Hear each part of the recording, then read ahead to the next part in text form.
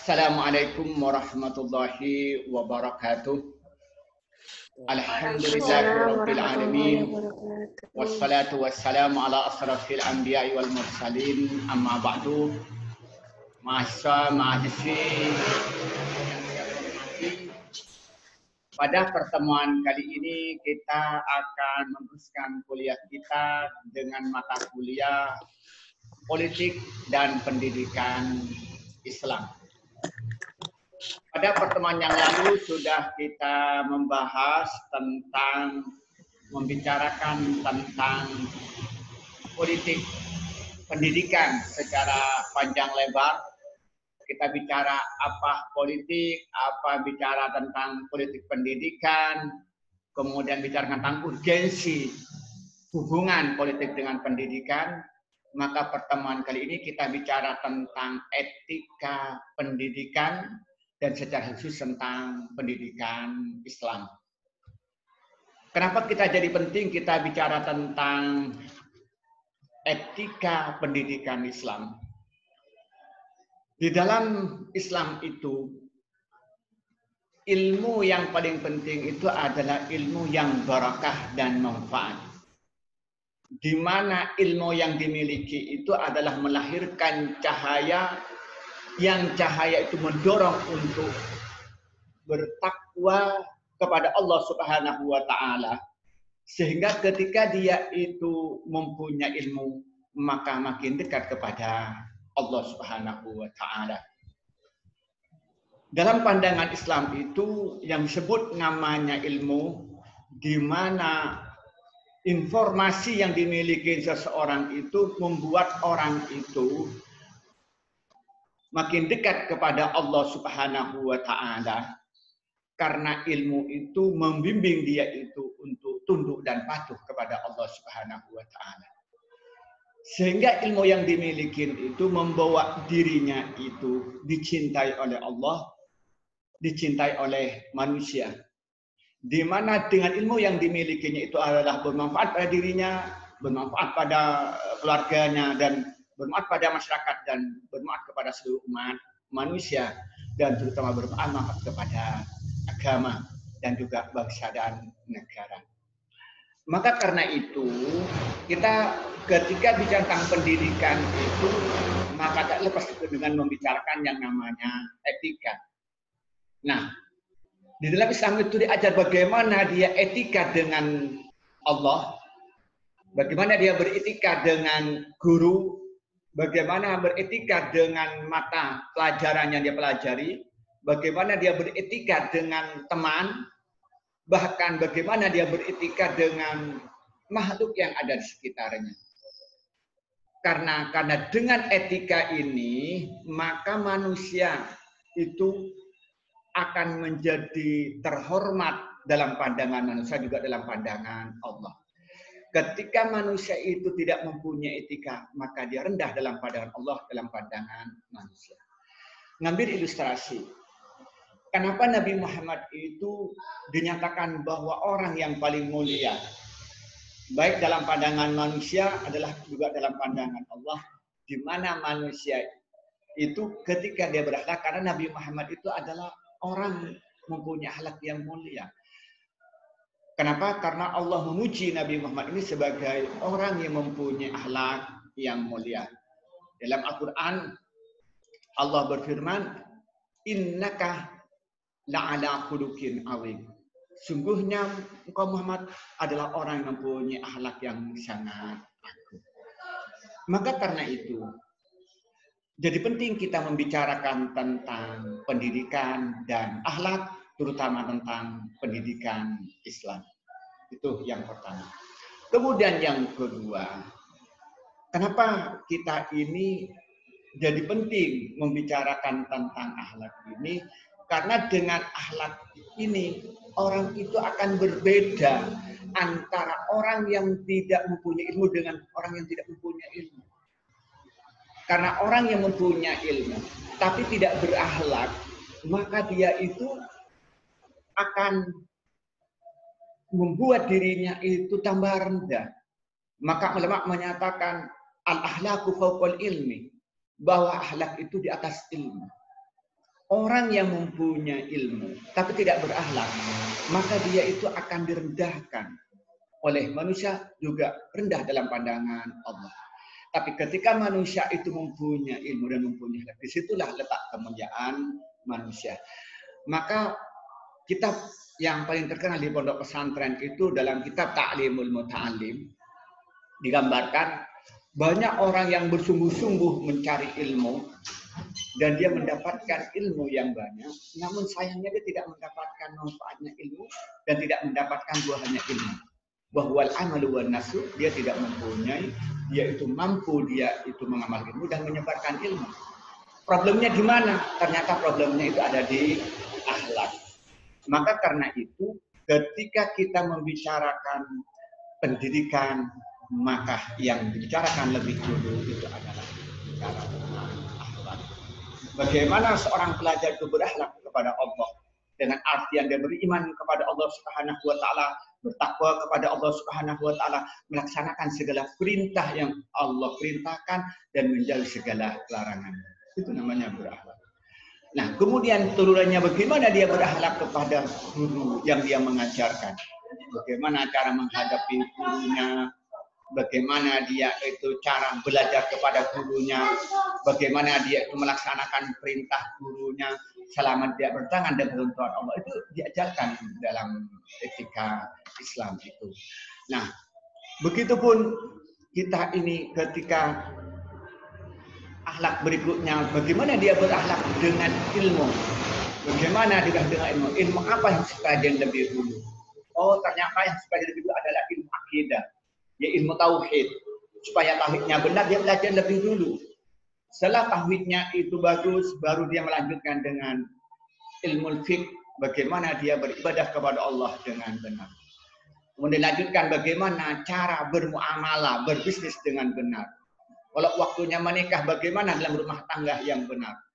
Nah, kemudian dilanjutkan apa? Dengan jinayat. Kalau dia menjadi pimpinan, menjadi penguasa, bagaimana dia bisa melaksanakan aturan-aturan yang benar di dalam dalam berbangsa dan bernegara. Dan dilanjutkan dengan apa? Dengan ilmu akhlak, dengan berakhlak dengan teman yang belajar, sesamanya, baik itu dengan teman yang lebih tinggi maupun yang lebih rendah. Kemudian bagaimana dia itu berakhlak dengan tetangga, dengan teman dan lain sebagainya. Nah, disitulah di dalam orang yang mencari ilmu itu jadi penting membicarakan tentang etika, bicarakan tentang akhlak. Nah, ketika mendidik anak-anak seorang guru, lalu anak itu didik dengan pendekatan-pendekatan etika itu, maka anak itu akan menjadi anak yang bermanfaat, anak yang ilmu. Karena ilmu itu digambarkan bagaikan uang. Uang itu yang paling penting itu adalah manfaat. Yang penting itu uang laku. Punya uang Rp1.000, uangnya itu laku, itu bisa beli permen, bisa beli kerupuk. Apalagi uangnya punya misalnya 100 juta, lebih bermanfaat lagi karena dia laku.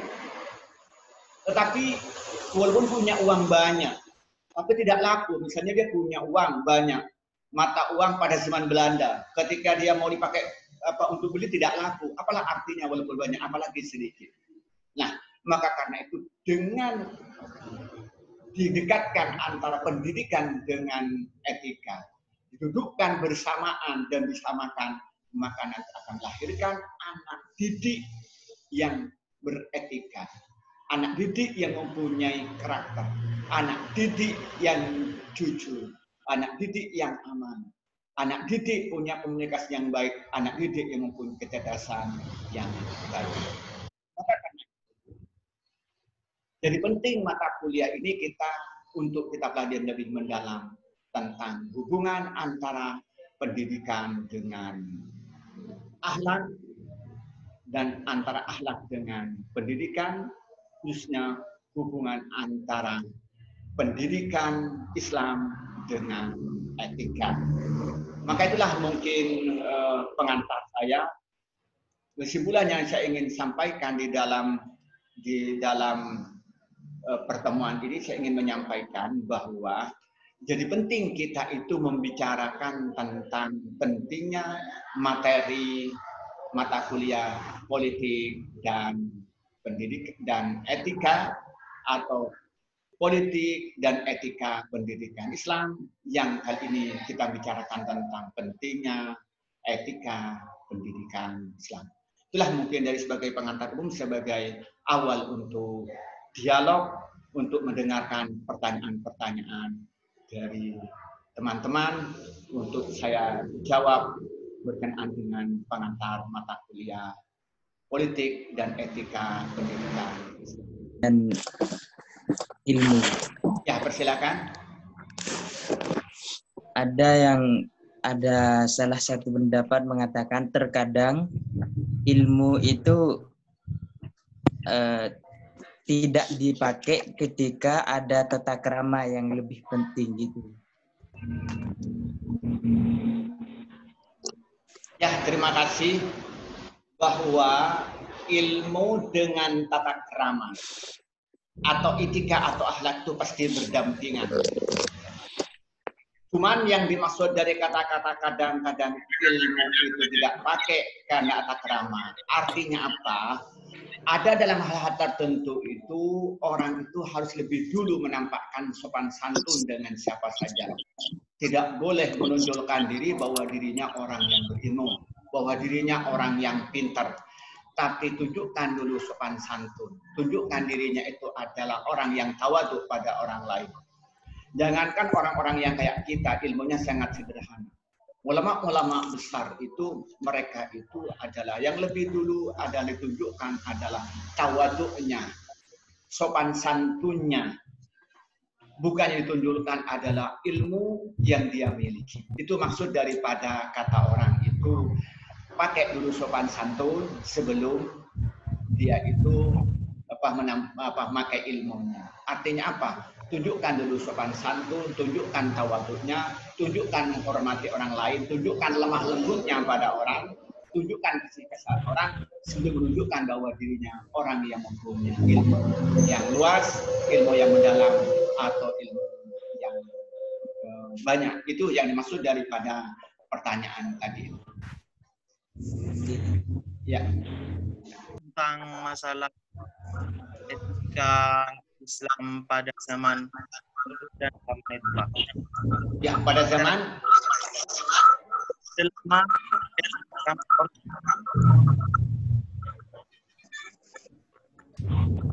ya, terima kasih pertanyaan tentang etika pendidikan Islam pada zaman Orde Lama dan Orde Baru.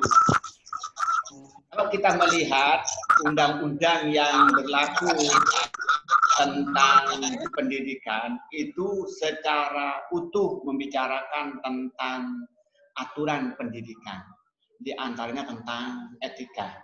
Maka di situ dibahas bagaimana etika atau kode etik seorang guru kepada anak didik dan kode etik tentang seorang anak didik dengan tenaga pendidikan dan kependidikan. Di situ dibahas tentang panjang lebar tentang bagaimana menghormati satu sama lain dan mereka berpegang teguh kepada etika yang baik dalam konteks dia itu antara peserta didik dengan tenaga pendidikan kependidikan dan bagaimana tenaga pendidikan yakni seorang guru berkode etik, berakhlak, berpegang teguh kepada aturan kepada siswa. Itu dibahas panjang lebar kalau kita membaca tentang undang-undang pendidikan, baik itu di Orde Lama maupun di Orde Baru.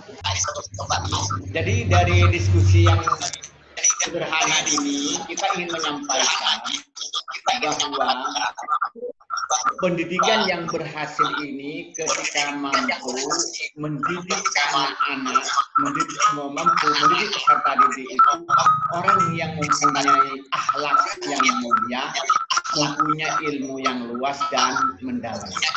Di mana dengan keterpaduan antara akhlak dan atau akhlak antara etika dengan ilmu ini, maka melahirkan anak-anak yang terdidik dan berakhlak. Dan ketika demikian, maka peserta didik ini akan menjadi anak yang bermanfaat kepada agama, pada bangsa dan negara. Dan inilah yang akan menjadikan agama itu maju, negara itu maju, dan dia itu termasuk khairun nas tanpa alhamdulillah, di mana manusia akan menjadi manusia yang paling baik karena bermanfaat pada orang lain. Itulah yang mungkin saya sampaikan pada pertemuan kali ini. Semoga bermanfaat pada kita semua. Dan nanti pada kuliah berikutnya kita akan lebih fokus untuk membahas tentang materi politik dan etika pendidikan Islam.